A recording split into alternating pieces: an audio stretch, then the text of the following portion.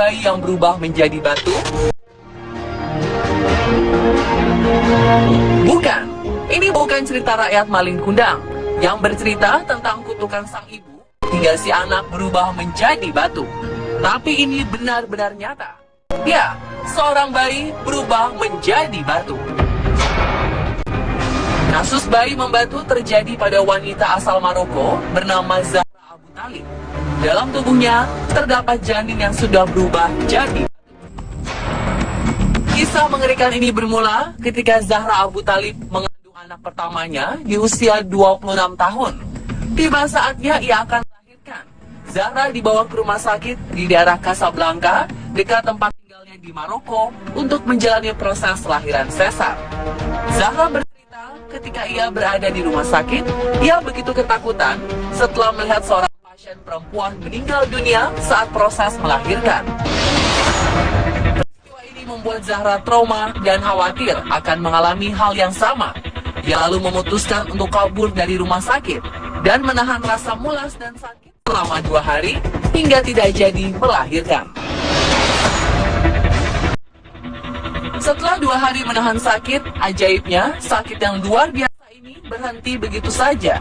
Zahra pun mempercayai mitos bahwa ia mengalami kasus yang dinamakan bayi tidur.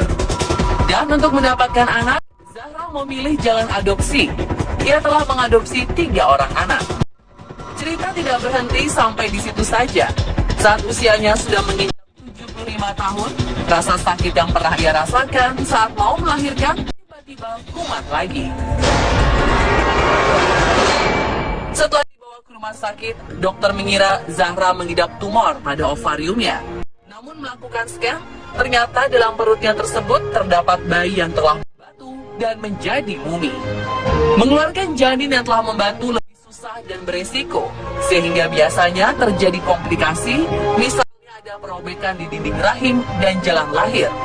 Setelah melalui pertimbangan, akhirnya dokter memutuskan untuk tetap mengeluarkan janin batu ini agar kondisi Zahra kembali pulih.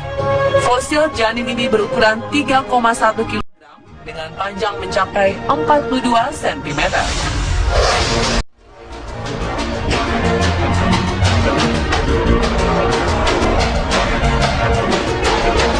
Peristiwa bayi menjadi batu tak hanya terjadi pada Zahra Abu Talib. Dalam kurun waktu 400 tahun, sekitar 300 wanita lainnya di dunia juga mengalaminya. Contoh lainnya dialami oleh wanita berusia 92 tahun di Chili. Di dalam perut nenek ini terdapat bayi yang tak dilahirkan dan diperkirakan telah berusia 50 tahun dalam perutnya. Bedanya dengan Zahra Abu Talib, nenek ini mengaku tidak pernah menyadari kalau ia sedang hamil. Bayi naas tersebut harus menemui ajalnya dengan ringkuk kaku serta membatu.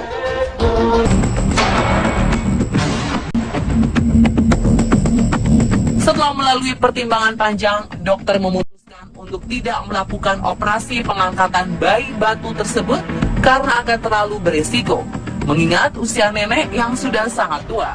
Si nenek pulang tanpa mendapat pengobatan.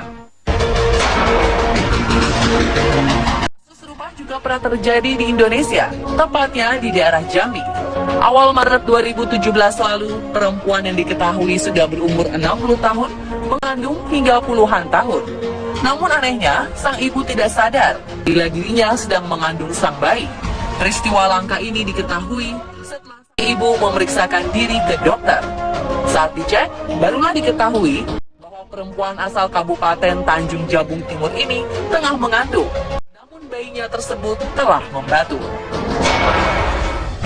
Diperkirakan usia kandungannya sudah berusia 37 tahun. Sayang, sang buah hati telah tiada. Ia telah lama meninggal dunia di dalam perut sang ibu. Bayi yang menjadi batu ini telah diangkat melalui proses operasi.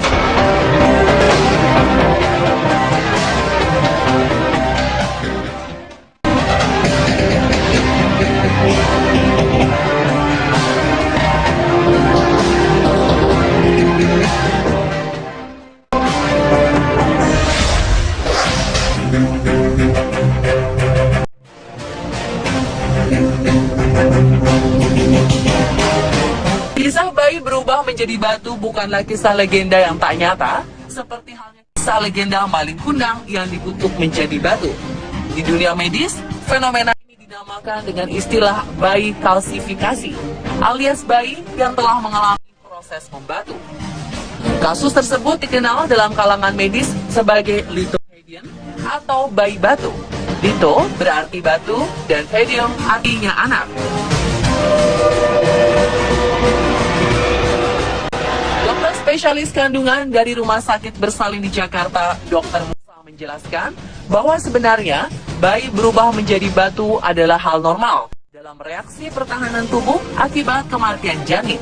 Karena itulah proses kehamilannya pun terhenti dan akhirnya janin di dalam tubuhnya mengalami proses pengapuran. Untuk menghindarkan tubuh ibu dari infeksi sebab busuknya organ janin, ia mengalami kalsifikasi atau berubah menjadi batu.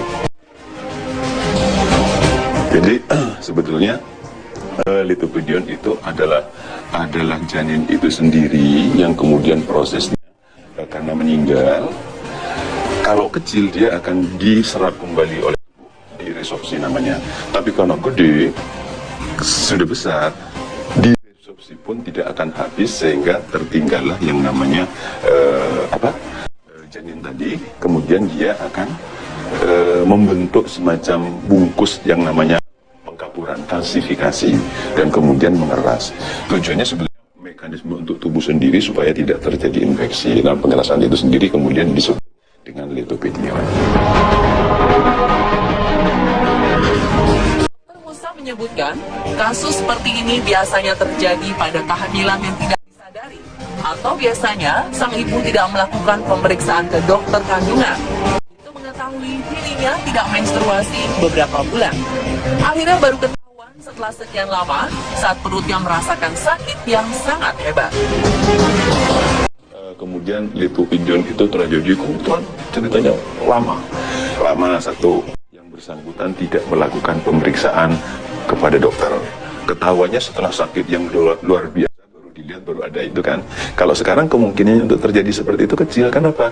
Sebentar-sebentar kita melakukan pemeriksaan dengan USG sehingga begitu janin 8 minggu tidak berkembang, detak jantungnya berhenti, sudah terdeteksi. Jadi tidak akan sempat untuk terjadi lithopedion tadi, kecuali di tempat terpencil, kemudian dia tidak melakukan pemeriksaan USG, ya kemungkinan masih bisa terjadi. Berbeda dengan kasus Zahra Abu Thalib, ia tahu kalau dirinya tengah hamil, namun memilih untuk menahan proses kelahiran dan menyimpan bayi di kandungannya selama bertahun-tahun. Kasus tersebut sangatlah aneh dan langka. Sebab yang kita tahu, wanita yang telah masuk dalam masa melahirkan tidak bisa ditahan-tahan. Beberapa kasus melahirkan di jalanan, di pesawat, di angkutan umum, atau di perjalanan menuju rumah sakit adalah contohnya. Bagaimana pendapat Dr. Musa mengenai kasus Zahra Abu Thalib ini? Di dalam kehamilan, tentunya hormonal kehamilan yang akan tumbuh atau meningkat. Nah, begitu kehamilan itu cukup bulannya, kasarannya hormonal untuk kehamilannya menurun, hormonal untuk melahirkannya yang meningkat. Sehingga begitu cukup bulan, proses persalinannya akan timbul dengan sendirinya. Tapi ada orang tertentu yang hormonal yang merangsang untuk timbulnya kontraksi supaya melahirkan itu tidak timbul-timbul. Oleh karena itu kalau tidak timbul, ditimbulkan. Jadi artinya kalau proses berjalan, terus kemudian kita menahan supaya tidak berjalan, nggak bisa. Diakui oleh Dr. Musa, cukup banyak ibu yang tak menyadari janinnya sudah meninggal, bahkan janin yang membatu atau mengeras. Hal ini terjadi karena kurang pekanya sang ibu, terlebih lagi karena tak ada reaksi penolakan pada tubuhnya. Merasakan mual-mual pun juga tidak bisa dipastikan hamil kalau tidak memeriksakan diri. Ya, sebetulnya kalau kehamilan itu ada dua tanda, subjektif sama objektif. Kalau subjektif itu merasa tidak haid, bisa orang itu merasa hamil sehingga timbul mual segala macam. Tapi kalau objektif tentunya pertama tidak haid, kemudian dilakukan pemeriksaan semacam tes kencing. Nah, kalau tes kencingnya positif, pasti itu akan dinyatakan hamil. Kalau ditambah lagi dengan pemeriksaan USG, di situ akan terlihat buah konsepsi pasti dia akan dinyatakan hamil. Tapi memang belum tentu orang hamil itu mempunyai keluhan. Tidak semua orang, artinya mual dan muntah tadi belum tentu, sifatnya individual. Jadi tidak berarti orang mual, muntah bisa dipastikan, diartikan bahwa itu hamil, tidak. Bahkan tidak menstruasi atau terlambat menstruasi juga tidak bisa dipastikan hamil. Kalau misalnya orang tidak menstruasi, bisa saja karena gangguan hormonal, sehingga keseimbangannya terganggu, sehingga dia tidak haid, tidak menstruasi, tapi tidak hamil, bisa saja. Jadi cara paling benar untuk mengetahui sudah hamil atau belum adalah dengan memeriksakan diri ke dokter untuk dilakukan USG. Begitu pula dengan tanda-tanda kematian janin di kandungan. Janin tidak bergerak, detak jantung menghilang, kram atau sakit perut, semuanya hanya dapat diketahui dengan melalui pemeriksaan USG. Mendengar kesimpulan dari dokter Musa, berarti kita semua tidak perlu khawatir akan kasus bayi membatu atau berubah menjadi mumi dengan memeriksakan diri Anda ke dokter secara rutin. Dan pemirsa, itulah tadi penjelasan mendalam mengenai bayi batu versi on the spot. Semoga menambah pengetahuan kita ya.